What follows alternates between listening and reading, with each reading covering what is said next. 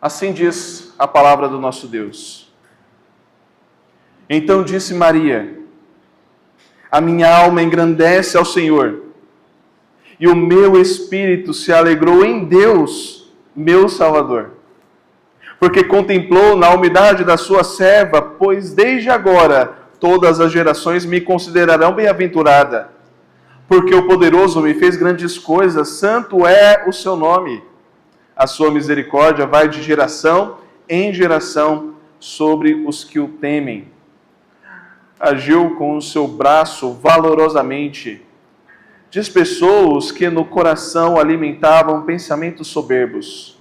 Derribou do seu trono os poderosos e exaltou os humildes. Encheu de bens os famintos e despediu vazios os ricos. Amparou a Israel, seu servo, a fim de lembrar-se da sua misericórdia, a favor de Abraão e de sua descendência para sempre, como prometera aos nossos pais. Até aqui a leitura da palavra do nosso Deus. Vamos orar mais uma vez pedindo a iluminação do nosso Deus. Santo Deus, tua palavra foi lida e será exposta aqui essa noite. O que nós te clamamos, Deus, é que o Senhor nos ajude a compreender, a ter o discernimento necessário para compreender as tuas sagradas escrituras, que o teu Santo Espírito habite em nossos corações, nos dando entendimento da tua palavra, de modo que também possamos aplicá-las em nossas vidas no cotidiano. Assim nós pedimos a ti, Deus, em nome de Jesus. Amém. Amém. Amados irmãos, um pastor em 2019, no Oriente Médio, um lugar onde o Evangelho não pode ser propagado de uma maneira tão simples, sem perseguição. Este pastor acabou sendo preso pela sua fé em Cristo Jesus. E ele escreveu uma carta à sua esposa. E nessa carta ele dizia, um trecho da carta, ele disse: Deus ainda é o Salvador dos fracos, o refúgio dos humildes, e não deixará de cumprir suas promessas. Mesmo na prisão, este cântico de Maria fazia eco no coração daquele homem, assim como deve fazer eco nos nossos corações. Quando você se lembrar desse cântico, você vai sentir, sim, sempre uma paz, sempre uma alegria, porque toda vez que o seu coração te lembra do que é louvar a Deus e entregar a sua vida em verdadeiro louvor a esse Deus, não há mais motivos para tristeza, e só há motivos para felicidade, porque o nosso Deus de fato é grande. Então, em meio ao sofrimento, nós podemos nos lembrar do Deus que favorece o pobre e o humilde. Magnificat é um dos cânticos aqui do Lucas, e nós vamos seguir em uma série de cânticos, onde nós vamos ver o cântico de Maria, o cântico de Zacarias, o cântico dos anjos, e também outros cânticos que tem aqui no Evangelho de Lucas. De fato, nós temos muitos cânticos belíssimos que nós podemos, inclusive, reproduzi-los. Esses cânticos, esse Magnificat significa engrandecer, magnificar ao nome do nosso Deus. É isso que ela diz até mesmo no primeiro verso. A minha alma engrandece ao Senhor. Em outras palavras, talvez, a minha alma magnifica ao nome do nosso Deus. Existe uma comparação aqui entre o Magnificat e também o cântico de Ana, que tem lá em Samuel. E se você ver, de fato, tem muita coisa em comum. Mas o cântico de Maria é totalmente único. E veja, eu quero que você tome muito cuidado. Você não entrou na igreja errada, nós somos ainda a igreja evangélica presbiteriana. Nós não cremos na veneração de Maria. Mas isso não quer dizer que a Maria também não esteja na Bíblia. E que sim, deve ser pregado o Evangelho onde ela também está nas Sagradas Escrituras. Por vezes, infelizmente, o crente, para fugir de um conceito católico ou uma igreja católica, acaba esquecendo todas as coisas que a Bíblia nos diz sobre isso. Só que nós perdemos muito. Nós perdemos muito, e este cântico é um deles. Maria foi uma mulher escolhida pelo próprio Deus para carregar Jesus Cristo em seu ventre. Será que é qualquer mulher? Será que ela não é favorecida? Ela é muito, muito favorecida de fato. E nós podemos aprender muito com este cântico. Portanto, o tema dessa noite é engrandeça ao Senhor. Engrandeça ao Senhor. E, em primeiro lugar, engrandeça ao Senhor porque Ele é Salvador. E é isso que ela vai tratar aqui neste cântico do versículo 46 e 47. Versículo 46 diz o seguinte: Então disse Maria: minha alma engrandece ao Senhor. Talvez se remetendo ao Salmo de número 103, versículo 1, que diz: bendize, ó minha alma, ao Senhor, e tudo o que há em mim, bendiga ao seu santo nome.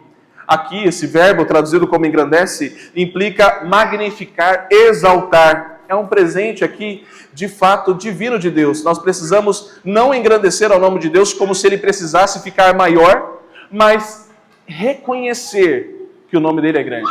Esse é o sentido. Não é você tentar fazer o nome de Deus maior, porque isso é impossível, mas é você entender o nome que Deus tem e o poder que Ele tem. Isso Maria estava dizendo: a minha alma engrandece ao Senhor. Isso é algo involuntário. É como um louvor voluntário. Isso é tão maravilhoso. Imagina só. É como um noivo que está vendo a sua noiva prestes a entrar à igreja e ele louva a sua noiva e ele diz: nossa, que maravilha. Ou como um poeta que termina de escrever o seu poema e louva e diz: que poema. E é assim quando nós olhamos para as coisas criadas do nosso Deus e nós dizemos: que criação, que autoria, que Deus maravilhoso, e nós engrandecemos o nome dele porque é grande mesmo. É isso que Maria está dizendo: a minha alma engrandece esse Deus tão grande e eu louvo esse Deus. É isso que Maria está trazendo no início desse cântico. E aqui significa, esse verbo está em uma ação contínua. Isso quer dizer que este engrandecer, este magnificar, esta adoração e exaltação não foi só lá no passado, mas ela precisa ser contínua em nossas vidas. Não adianta você dizer: não, eu já exaltei. Talvez como o filho que você manda escovar os dentes: não, mas eu já escovei semana passada. Não, mas você tem que escovar todos os dias. Mas todo dia? Todo dia, após as refeições, mais de uma vez por dia, mais de uma vez por dia. E é assim também que Deus quer a nossa adoração. Será que Deus faz milagres em nossas vidas uma vez por dia? Quantas livrações nós temos, quantos livramentos nós temos por dia? Quantas bênçãos o Senhor te dá por dia? Quantas vezes você respira por dia? Quantas vezes você se alimenta por dia? Você entende que o engrandecimento do nome do nosso Deus, o louvor ao nome do nosso Deus, tem que ser contínuo, o tempo todo, porque Ele é o nosso Salvador. Ele é o nosso Deus. E, meus irmãos, esse louvor precisa ser de fato completo. Veja, se você não louva ao nosso Deus na sua casa, se você não louva ao nosso Deus no seu trabalho, se você não louva ao nosso Deus quando você sai em qualquer outros lugares, na sociedade, na escola ou qualquer outro lugar, veja, não vem louvar ao nosso Deus aqui na igreja. Também não venha aqui louvar na igreja. Porque se a sua vida não é uma vida de louvor, o seu louvor aqui é falso. Se a sua vida não é uma vida de adoração, a sua adoração é vã aqui. Este não é um local sagrado. Não é somente aqui que você vai ter contato com Deus. Deus não está somente neste lugar. Deus está também na sua casa, quando você maltrata a sua família. Deus também está no seu relacionamento quando você é impaciente.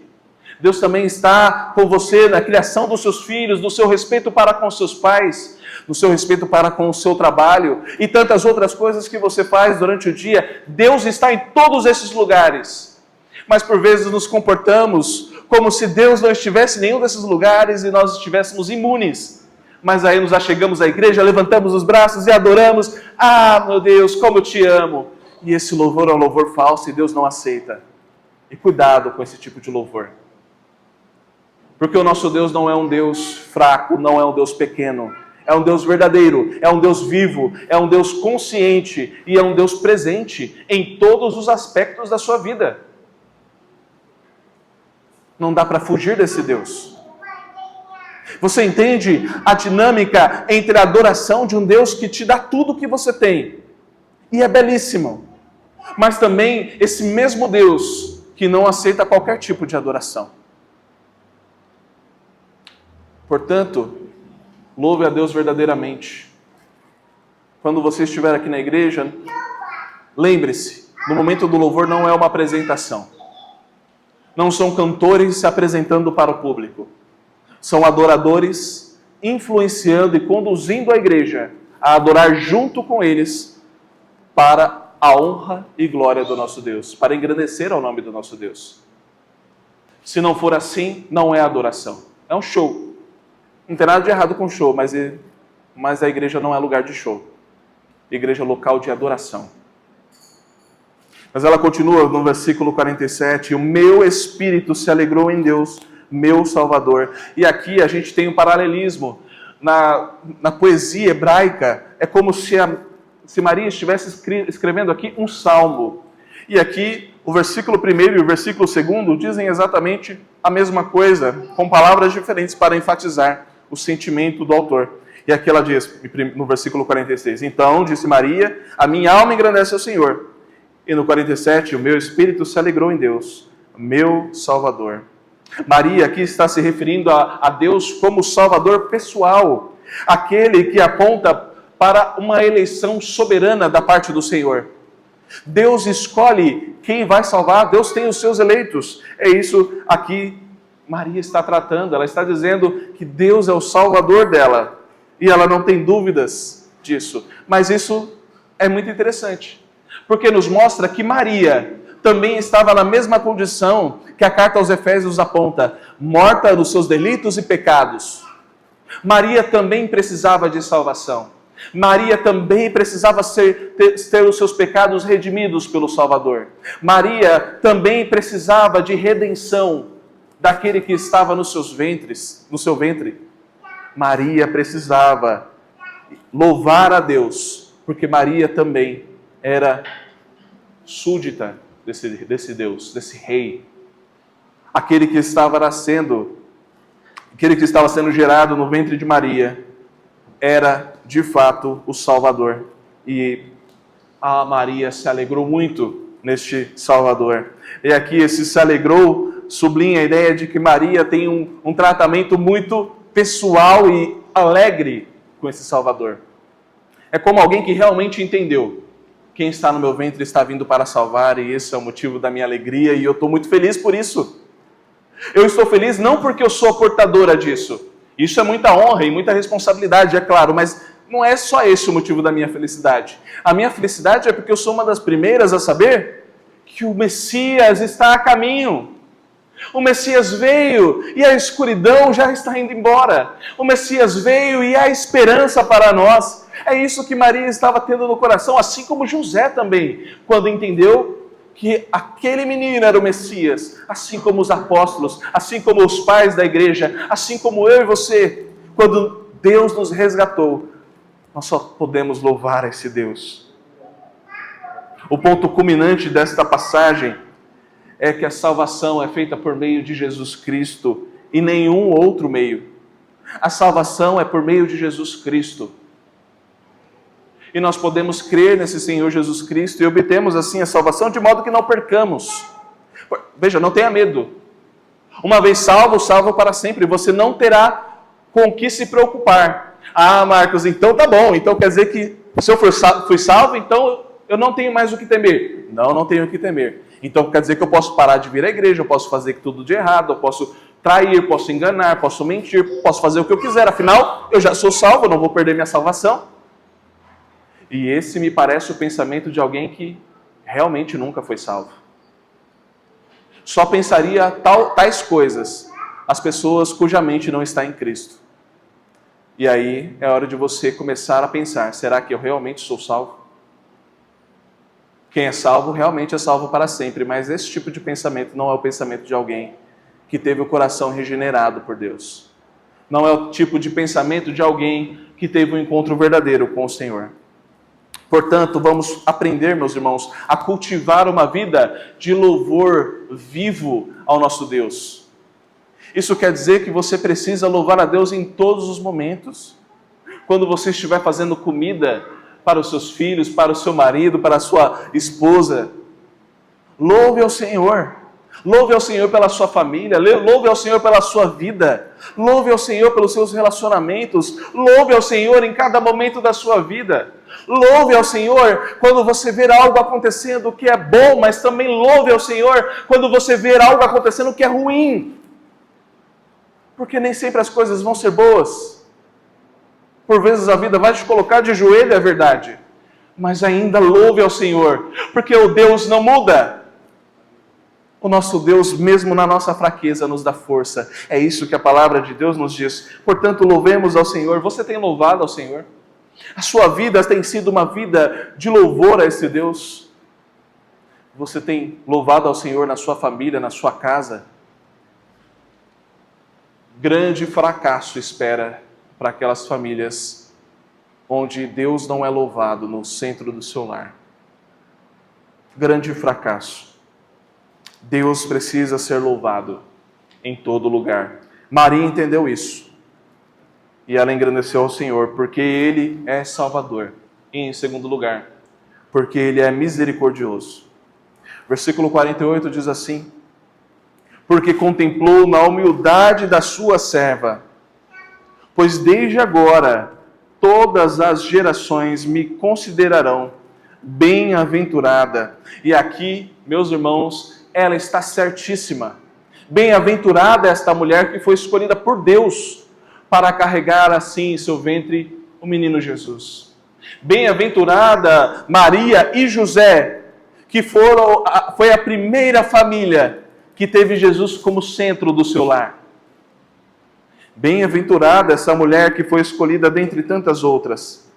De fato, aqui ela coloca ainda mais um termo, porque contemplou na humildade da sua serva.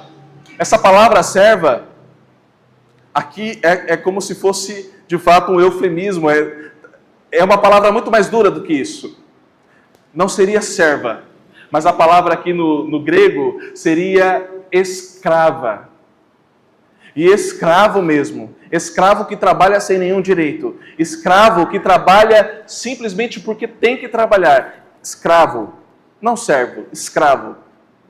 E talvez, se nós fôssemos levar ao pé da letra e entendêssemos o quão bom é ser escravo de Deus, nós cantaríamos aquela música, não existe nada melhor do que ser escravo de Deus, até porque a Bíblia trata muito mais vezes nós como escravos de Deus do que como amigos de Deus.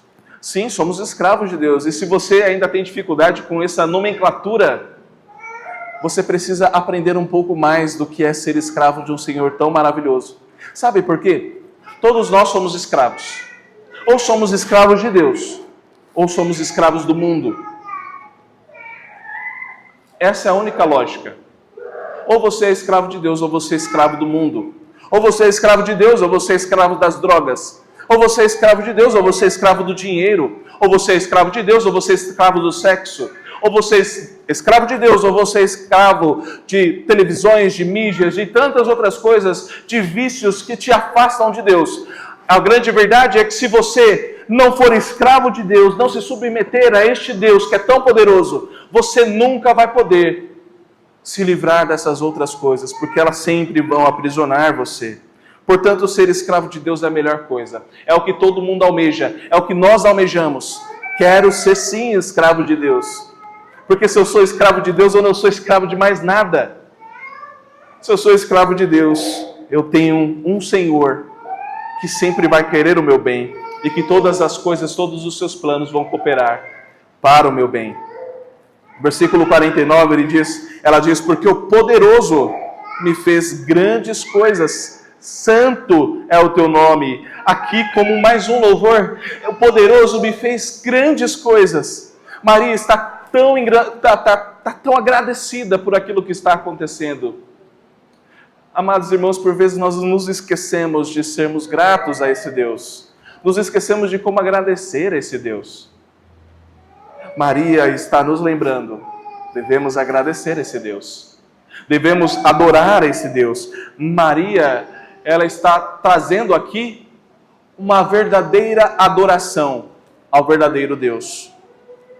No versículo 50, diz, a sua misericórdia vai de geração em geração sobre o que os temem. Mais uma vez, buscando lá no Salmo 103, versículo 17, que diz: mas a misericórdia do Senhor é de eternidade a eternidade sobre os que o temem, a sua justiça sobre os filhos dos filhos. E aqui o uso repetitivo da geração está reforçando a misericórdia de Deus que se renova a cada manhã. Veja, as misericórdias de Deus se renovam a cada manhã. E a cada manhã nós podemos nos lembrar quem é esse Deus e o que Ele fez por nós. Só um parênteses. A diferença entre misericórdia e graça. Misericórdia é aquilo que você merecia, mas Deus não te deu. Então, misericórdia é aquilo que você, pecador, merecia, mas Deus não te deu. Ou seja, você merecia padecer pelo seu pecado. Você merecia morrer pelo seu pecado. Você não merecia a salvação. Você merecia a morte, a destruição. Mas Deus, pela sua misericórdia, não te deu aquilo que você merecia. Agora, a graça é aquilo que você não merece, mas Deus te dá mesmo assim. Você não merecia a salvação, mas Ele te deu. Você não merecia um emprego bom, mas Ele te deu. Você não merecia uma família boa, mas Ele te deu. Você não merecia se chegar aqui na igreja em comunhão dos santos, mas Ele te deu. Você não merecia a comunhão, a santa ceia, mas tudo isso Deus nos deu por graça. Olha que maravilha saber que a misericórdia de Deus se estende por aqueles que temem ao Senhor. E se as misericórdias do Senhor se renovam a cada manhã nós temos um motivo para evangelizar. A cada manhã nós temos mais uma razão para dizer o motivo pelo qual nós louvamos a Deus. Acorde pela manhã com um sorriso no rosto e diga: mais um dia, o Salvador me deu mais uma manhã, o Salvador me deu mais um dia na presença dEle e eu vou louvá-lo por isso. Olhe para o lado, veja a sua família e diz: mais um dia, o Salvador me deu a minha família, estão todos aqui, mais um dia eu estou de pé. Mesmo com lutas, mesmo com dificuldades, mais um dia eu estou aqui, porque as misericórdias de Deus aqui foram renovadas. E aqui as misericórdias de Deus são mencionadas no Magnificat e plenamente preservadas na encarnação de Cristo, na vida e na morte e na ressurreição de Jesus. Deus não apenas olhou para Maria, mas também para toda a humanidade no seu estado perverso. E teve misericórdia desse povo enviando o seu Filho amado para todo aquele que nele crê. Não pereça, mas tenha a vida eterna. Reconheça, meus irmãos, a soberania de Deus e as misericórdias de Deus na sua vida. Reconheça o que Ele tem feito e o que você merecia e o que Ele não te deu, para que você não perecesse. Por vezes nós perdemos tanto tempo com coisas tão banais, tão pequenas, e nós nos esquecemos que o nosso Salvador morreu pelos nossos pecados. Isso é real. Isso não é uma história. Isso não é fictício.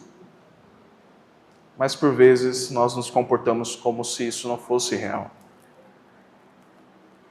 Como você pode estender a misericórdia de Deus na sua vida? Você tem perdoado o seu irmão? Você tem perdoado aqueles que te ofendem? Aqueles que te maltratam? Você tem perdoado a sua família? Por vezes somos muito bons em perdoar aqueles que estão à nossa volta na igreja, mas péssimos a perdoar aqueles que estão nos nossos laços sanguíneos. Você tem perdoado a sua família? Você tem perdoado a si mesmo? Por vezes carregamos culpas, sentimentos, tristezas que não competem a nós. Devemos entregá-las no altar. Engrandeça ao Senhor, porque Ele é Salvador, porque Ele é misericordioso, porque Ele é poderoso. Versículo 51 diz: agiu com seu braço valorosamente, despediu os que no coração alimentavam pensamentos soberbos. E aqui, mais uma vez, mostrando o braço forte do Senhor. Todas as vezes que mostra aqui braço forte do Senhor, é claro, está usando uma linguagem simbólica. Porque o Senhor pode ter o braço se Ele quiser, mas não é sobre isso que está dizendo. Braço do Senhor refere-se à força do Senhor. refere-se ao poder do Senhor, ao agir do Senhor. É como se fosse no braço do Senhor, Ele pode fazer qualquer coisa. Então aqui todas as vezes que você vê braço do Senhor, é referente à força deste Deus. E aqui diz, agiu com o seu braço valorosamente e dispersou os que no coração alimentavam pensamentos soberbos. Quem estava hoje pela manhã ouviu o sermão em Obadias e viu como o povo de Edom é orgulhoso. E como por vezes nós também podemos ser orgulhosos em nossos pensamentos, em nosso orgulho, em nossa soberba. A grande verdade é que o orgulho, frequentemente condenado nas Escrituras, é a raiz do pecado. É a raiz de muitos pecados. E aqui os soberbos são aqueles que não confiam no Senhor e preferem confiar em si mesmos. E preferem confiar nos seus bens, nas suas coisas. E veja o que acontece com essas pessoas no versículo 52.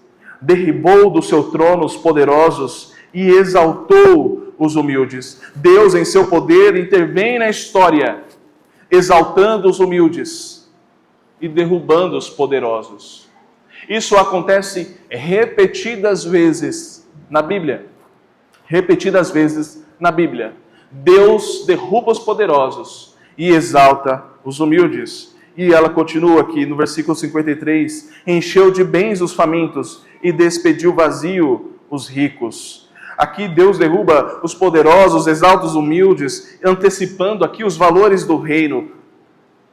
Os menores serão grandes no reino de Deus.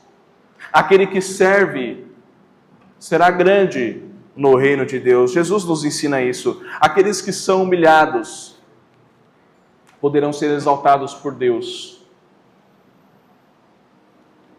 Por vezes nós pensamos em humilhação como algo tão grande, mas às vezes nas coisas pequenas também devemos ser humilhados.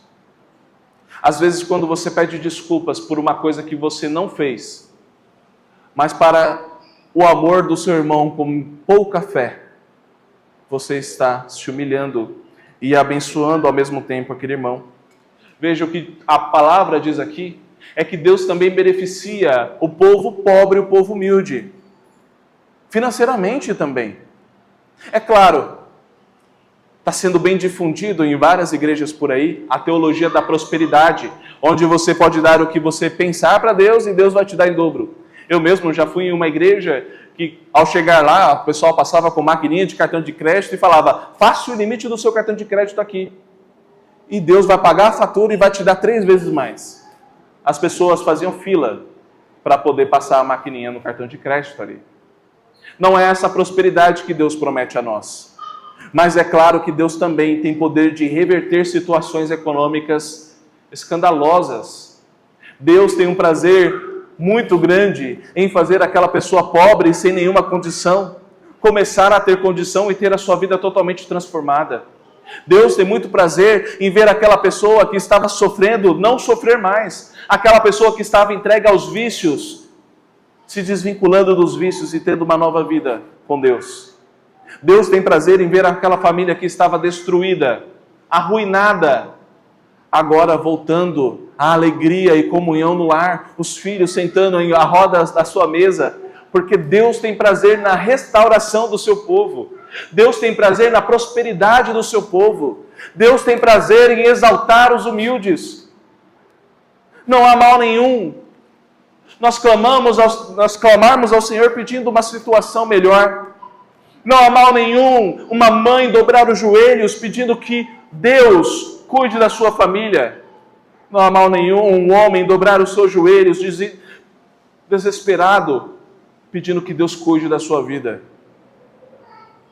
Por vezes todos nós estamos em situações difíceis, mas nós podemos crer no nosso Senhor Jesus Cristo, porque Ele é poderoso. Esta é a exaltação que Maria está fazendo. Deus é poderoso, Ele nos salva. Cristo é a manifestação suprema do poder de Deus. Cristo é o braço forte de Deus que desceu do céu no mundo. Cristo é aquele que derrotou os poderes do pecado, derrotou a morte, derrotou Satanás. É Cristo. Ele é grande, Ele é exaltado entre as nações, Ele é poderoso, Ele venceu todas as coisas para nos salvar. Cristo disse: tem de bom ânimo, porque eu venci o mundo. E nós podemos crer que com Ele podemos também vencer. Em Cristo somos mais do que vencedores. Ele exaltou os humildes. Ele satisfez plenamente os famintos pela justiça. Ele é o Rei que trouxe o reino, onde os valores divinos são invertidos em relação ao mundo. Cristo veio para virar o mundo de cabeça para baixo, e Ele fez. Toda a sociedade nunca mais foi igual. Roma nunca mais foi igual. A Ásia nunca mais foi igual. Todos os continentes nunca mais foram iguais, desde que Cristo pisou nessa terra. Cristo é a essência desse mundo, é o braço forte de Deus, é a essência do ser do Senhor. Confie no poder de Deus em meio à luta, em meio às batalhas. Assim como Deus derruba os poderosos da terra, Ele também poderá derrubar os problemas que você está passando. Confie em Deus, e o mais Ele fará. Pare de tentar lutar sozinho, irmão. Pare de tentar lutar sozinha, minha irmã. Essa batalha não é só sua. Coloque Deus na batalha. Entenda que você tem um Pai tão poderoso que pode resolver os seus problemas, mas para de tentar resolver sozinho.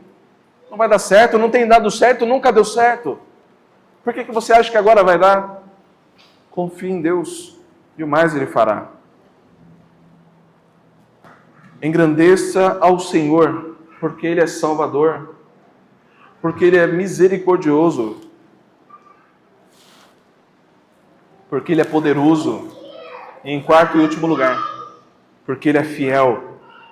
Versículo 54 diz: amparou a Israel, seu servo, a fim de lembrar-se da sua misericórdia. Aqui a misericórdia de Deus é a expressão prática da sua fidelidade. Ele não se esquece do pacto que fez, mesmo diante de uma infidelidade humana. Isso quer dizer que Deus, Ele é fiel a ponto de se lembrar da aliança que Ele mesmo fez, mesmo que você tenha quebrado essa aliança. Olha o que Ele diz: a fim de lembrar-se da sua misericórdia. Não é como se Deus tivesse esquecido da sua misericórdia. Não é como se Deus estivesse esquecido da sua aliança. Mas é como se Deus estivesse dizendo aqui: eu me lembro constantemente e renovo a minha aliança, mesmo vocês sendo infiéis. Existem alguns caminhos para a separação de um casamento mediante a Bíblia. Uma delas é a morte. Então, um dos cônjuges morreu, houve a separação. Outra é o abandono. Um dos cônjuges abandonou um ao outro e houve a separação. E o terceiro é a traição, que também a Bíblia permite a separação. Nós fizemos os três com Deus. Nós abandonamos a Deus. Nós traímos a Deus. E por vezes nós consideramos Deus como morto em nossas escolhas, em nossas vidas. Nós quebramos a aliança que temos com Deus de várias formas possíveis. E Deus poderia cancelar essa aliança de quando Ele bem quisesse, mas essa aliança, por misericórdia de nós, essa aliança não depende de nós. Essa aliança não depende da nossa vontade ou do que nós fazemos. Graças ao Senhor. Porque se dependesse de nós, essa aliança já teria sido desfeita. Se dependesse de nós, já estaríamos então padecendo do inferno. Mas Deus, pela sua infinita misericórdia, Ele lembra da aliança que Ele faz a si mesmo. Ele é fiel a si mesmo. E assim, nós temos o favor de Deus. Versículo 55, vai lembrar de onde vem essa aliança. A favor de Abraão e de sua descendência para sempre, como prometera aos nossos pais. Aqui a promessa feita a Abraão: todas as nações seriam abençoadas por meio de Abraão. Isso foi cumprido em Cristo. Por meio de Cristo, todos nós somos então chamados filhos de Abraão. E se nós lembrarmos as promessas de Deus, a sua geração, a sua descendência, Abraão, será tão incontável como as estrelas do céu. Veja, se todos nós somos filhos de Abraão, adotados por Deus, imagina quantos cristãos já existiram. Imagina quantos cristãos existem e ainda vão existir. Será que você pode contar? Será que algum órgão governamental pode contar quantos cristãos já existiram, existem e ainda vai existir?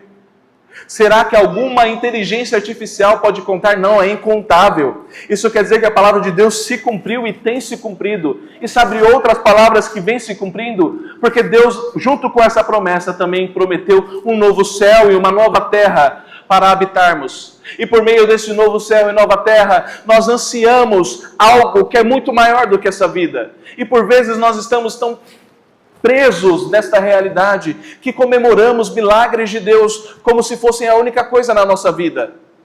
Imagina só, aquela mulher que sangrava 12 anos, quando foi curada.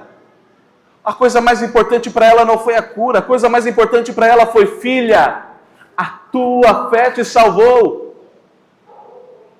E isso é a coisa mais importante que nós devemos ter em mente. A salvação em Cristo Jesus é infinitamente maior e melhor do que qualquer cura aqui na terra, do que qualquer dinheiro que você possa ganhar, do que qualquer conquista que você consiga. A salvação em Cristo Jesus, ela é eterna. Nós não somos eternos. Meu irmão, nós não sabemos que dia nós vamos partir desse mundo. Não sabemos, não tem idade para isso. Pode ter 90 anos, pode ter 70, 60, 50, 30, 20, 10 anos, 1 ano. Não tem idade para quando a morte chama. Quando Deus diz que acabou, acabou. Hoje pode ser a sua véspera. E o que você tem feito com a sua vida? As coisas que você tem plantado são planos eternos? Ou você tem plantado coisas superficiais? Você tem corrido atrás do quê? De coisas eternas ou de coisas aqui terrenas? Tem sido difícil ter um relacionamento com Deus? Você tem tentado? Tem tentado mesmo? É como eu disse, não adianta louvar a Deus aqui na igreja se você não o faz no seu dia a dia. Confie na fidelidade de Deus a si mesmo, mesmo em tempos de incerteza.